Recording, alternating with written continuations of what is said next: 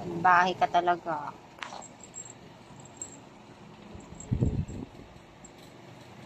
Salbahe, nangangagat.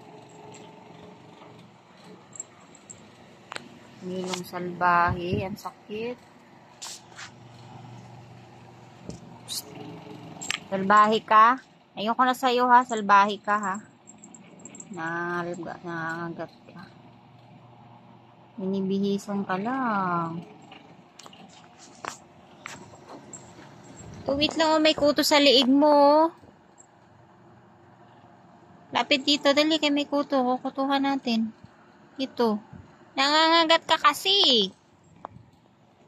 Ay, dali na. May kuto sa liig. Hindi.